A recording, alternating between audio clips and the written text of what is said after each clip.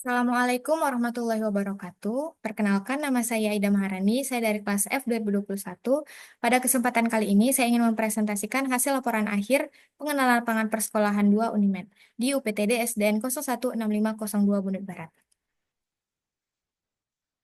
Adapun laporan ini disusun oleh saya sendiri, yaitu Aida Maharani dengan NIM 3213131018 kelas F 2021, mata kuliah pengenalan lapangan persekolahan 2.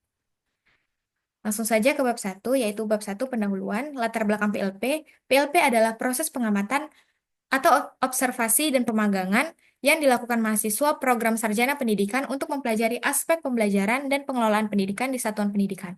Pasal 3 ayat 1 dinyatakan bahwa standar pendidikan guru berfungsi sebagai acuan program pendidikan guru untuk menghasilkan guru profesional melalui pelaksanaan PLP dan PPL.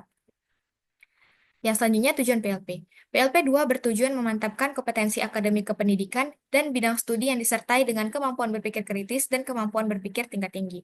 Adapun kegiatan di sekolah yang lebih rinci yang dilakukan dalam PLP 2 yaitu sebagai berikut. Yang pertama, menelaah kurikulum dan perangkat pembelajaran yang digunakan guru pamong. Yang kedua, menelaah strategi pembelajaran yang digunakan guru pamong. Yang ketiga, menelaah sistem evaluasi yang digunakan guru pamong.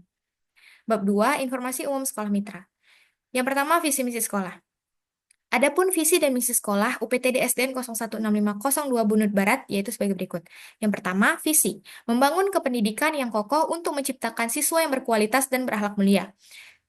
Misi, yang pertama, menciptakan kebersamaan guru dalam melaksanakan tugas dan fungsinya. Yang kedua, menciptakan pelaksanaan pembelajaran untuk keberhasilan peserta didik atau siswa. Yang ketiga, meningkatkan pendidikan agama, budi pekerti untuk menciptakan siswa yang berakhlak mulia. Yang keempat, mendorong siswa agar kreatif dan terampil untuk menumbuhkan semangat belajar. Yang kelima, meningkatkan peran serta masyarakat dalam pelaksanaan pendidikan. Yang selanjutnya, organisasi sekolah. Dapat dilihat bahwa struktur organisasi sekolah sebagai berikut. Yang pertama, ada kepala sekolah. Selanjutnya ada komite, wakil kepala sekolah, bendahara, unit perpustakaan, dan yang terakhir seluruh guru di UPTD SDN 016502 Bunut Barat. Yang selanjutnya ada sumber daya manusia di sekolah.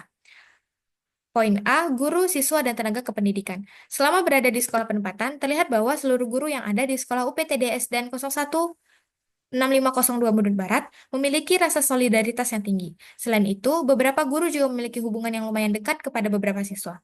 Hal tersebut dapat terlihat dalam lingkungan sekolah yang dimana siswa dan guru yang selalu menerapkan 3S. Senyum, salam, dan sapa. Dan tidak hanya itu, ketika ada siswa yang bermasalah, guru juga mengambil peran sebagai pendengar yang baik dan menyelesaikan masalah dengan cara kekeluargaan.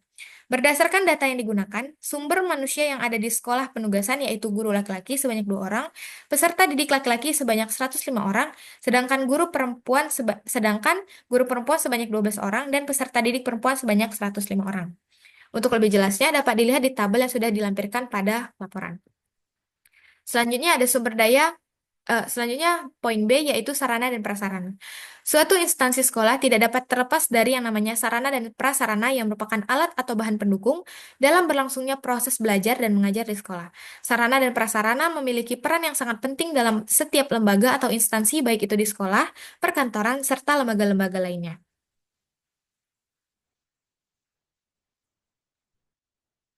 Baiklah, adapun macam sarana dan prasarana di sekolah yang terdapat di UPTD SDN 016502 Bandung Barat, yaitu yang pertama ada ruang kelas di semester genap dan ganjil sebanyak 12 ruang kelas. Yang selanjutnya ada ruang toilet sebanyak 1 dan ruang bangunan sebanyak 1 atau ruang kantor. Untuk lebih jelasnya, tabel dapat dilihat di laporan. Yang selanjutnya yaitu prestasi sekolah dan kegiatan pendukung. Dalam kegiatan ekstrakurikuler, mendapatkan penghargaan dan prestasi sekolah dalam beberapa kegiatan dan perlombaan, terutama di kegiatan ekstrakurikuler pramuka.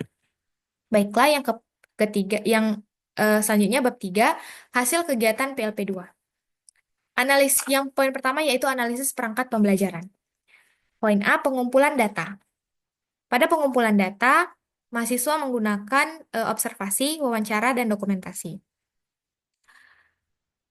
Observasi yaitu dilakukan dengan mengamati proses pembelajaran di kelas secara langsung untuk melihat penggunaan perangkat pembelajaran yang digunakan guru serta interaksi guru dan siswa dalam kegiatan belajar mengajar di dalam kelas. Data yang dikumpulkan berupa catatan observasi yang mencatat bagaimana perangkat pembelajaran digunakan dan diterima oleh siswa. Yang selanjutnya yaitu wawancara. Wawancara dengan beberapa pihak terkait yaitu guru, siswa, dan pihak administrasi sekolah. Wawancara ini bertujuan untuk mengetahui perangkat pembelajaran yang sering digunakan dan kendala yang dihadapi dalam proses pembelajaran. Yang selanjutnya dokumentasi. Dokumentasi yang dilakukan yaitu dengan melihat atau mengumpulkan data dari berbagai sumber tertulis yang berkaitan dengan perangkat pembelajaran seperti silabus, modul, RPP atau rencana pelaksanaan pembelajaran, dan materi ajar yang digunakan. Analisis ini bertujuan untuk melihat sejauh mana perangkat pembelajaran yang digunakan sesuai dengan tujuan kurikulum. Yang selanjutnya yaitu analisis data, yaitu yang pertama mengenal karakteristik peserta didik, mengetahui efektivitas perangkat dan strategi yang ada, memperoleh masukan yang berharga, dan menemukan hambatan yang dihadapi dalam proses pembelajaran. Selanjutnya juga dilakukan seleksi atau penyaringan masalah dan solusi, yaitu mengidentifikasi tantangan yang muncul dalam proses pembelajaran seperti kendala terkait materi atau teknologi, serta merumuskan solusi untuk mengatasinya. Analisis ini bertujuan untuk mendapatkan gambaran yang jelas mengenai efektivitas perangkat pembelajaran dan strategi yang diterapkan, sekaligus menyusun rekomendasi perbaikan lebih terarah. Yang selanjutnya literatur view.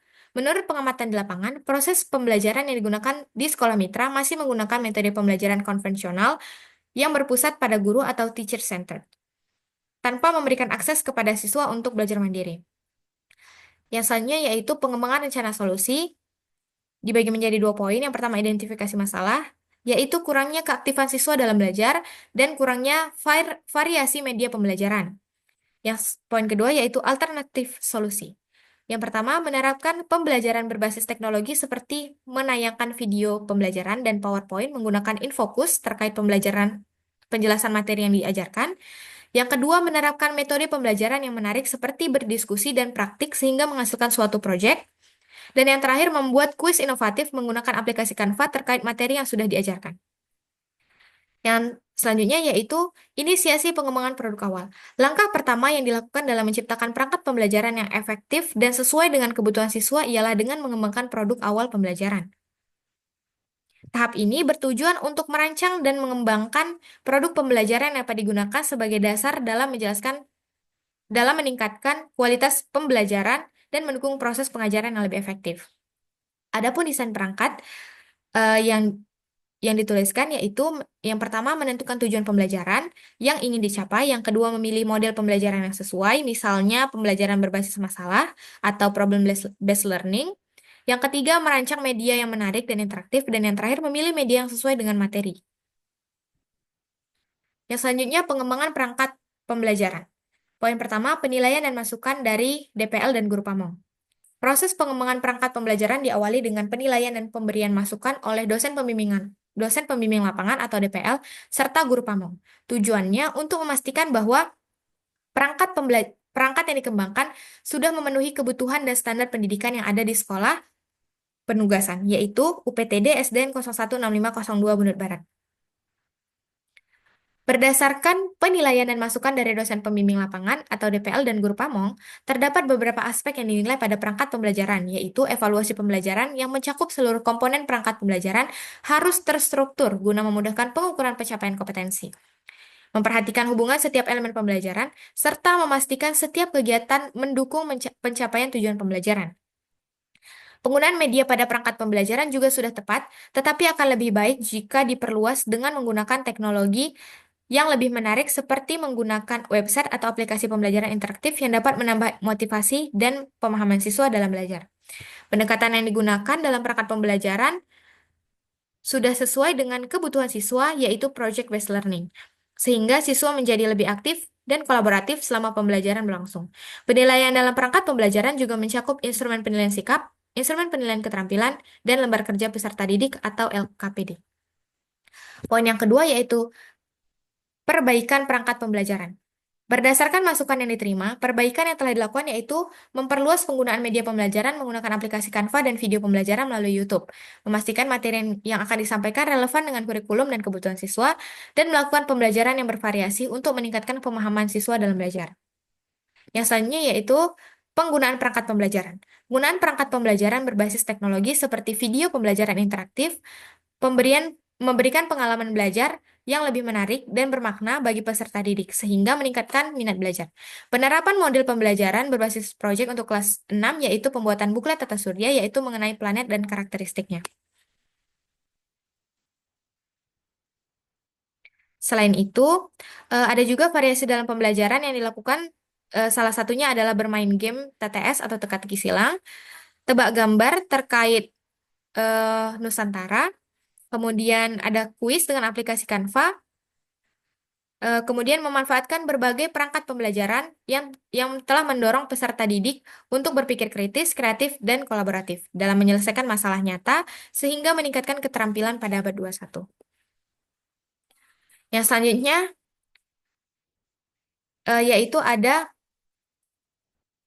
perbaikan produk akhir perangkat pembelajaran. Berdasarkan penggunaan perangkat pembelajaran, dilakukan penyempurnaan akhir terhadap produk perangkat pembelajaran untuk memastikan perangkat tersebut digunakan secara optimal dalam proses pembelajaran kelas.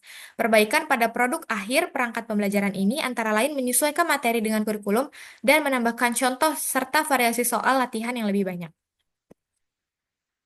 Selanjutnya yaitu poin kedua, kemajuan pelaksanaan kegiatan asistensi. Poin pertama yaitu bentuk kegiatan kokurikuler dan atau ekstrakurikuler. Terdapat banyak kegiatan kokurikuler di UPTDS dan 016502 Merdut Barat. Kegiatan kokurikuler yang dimaksud berupa penguatan proyek profil Pancasila atau P5, sementara untuk kegiatan ekstrakurikulernya terdapat pramuka, tari, dan tahfiz. Kegiatan ekstrakurikuler ini dimaksudkan untuk menumbuh kembangkan minat dan bakat peserta didik. Kegiatan mahasiswa sebagai asistensi memiliki peran yang penting dalam proses pembelajaran. Mahasiswa dituntut untuk mengajar siswa memahami materi pelajaran dengan menggunakan media yang berbasis TPACK.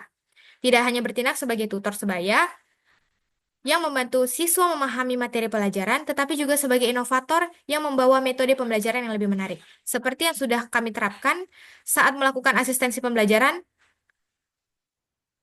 yaitu pada P5, Apotek Hidup.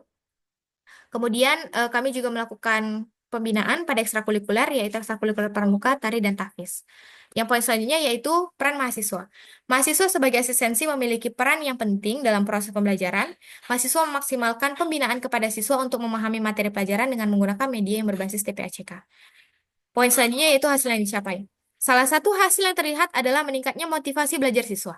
Mahasiswa mampu menciptakan suasana belajar yang lebih menyenangkan dan interaktif dengan membuat metode pembelajaran yang menarik seperti game dan video pembelajaran, sehingga siswa lebih antusias dalam mengikuti kegiatan kokurikuler, khususnya proyek P5 dan peningkatan kemampuan literasi dan numerasi siswa. Poin berikutnya yaitu kendala yang dialami. Selama proses asistensi, ditemukan beberapa kendala yang bersumber dari jarak tempuh perjalanan mahasiswa menuju sekolah mitra yang dapat menghambat kedisiplinan mahasiswa.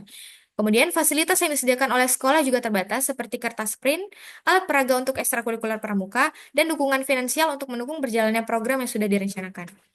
Yang terakhir yaitu solusi atas kendala yang dialami. Berdasarkan kendala yang dihadapi, maka solusi yang dapat diberikan yaitu dengan memperhatikan keperluan alat peraga yang akan digunakan dalam pelaksanaan ekstrakurikuler sekolah. Kemudian, sekolah mitra diharapkan dapat meninjau kembali fasilitas yang dibutuhkan di sekolah. Baiklah, kita masuk yang terakhir yaitu kesimpulan. Berdasarkan pelaksanaan PLP2 yang telah dilakukan oleh mahasiswa PLP2, maka dapat disimpulkan bahwa sekolah mitra sangat merasakan dampak dengan kehadiran mahasiswa, baik di dalam kelas maupun di luar kelas. Dalam melakukan pembelajaran, guru harus mampu membuat model dan metode pembelajaran yang menarik dengan berbagai fasilitas yang tersedia untuk meningkatkan motivasi belajar siswa. Selain itu, kegiatan kokurikuler dan ekstrakurikuler harus terus diberlakukan dan dikembangkan di sekolah mitra untuk meningkatkan potensi diri pada siswa. Yang terakhir yaitu dokumentasi selama pelaksanaan. Em, Dokumentasi ini tidak dimasukkan keseluruhan, namun di laporan sudah dimasukkan ke keseluruhan kegiatan. Baik, mungkin sekian yang dapat saya sampaikan. Lebih dan kurangnya saya mohon maaf. Saya akhiri dengan wabillahi taufiq wal hidayah. Wassalamualaikum warahmatullahi wabarakatuh.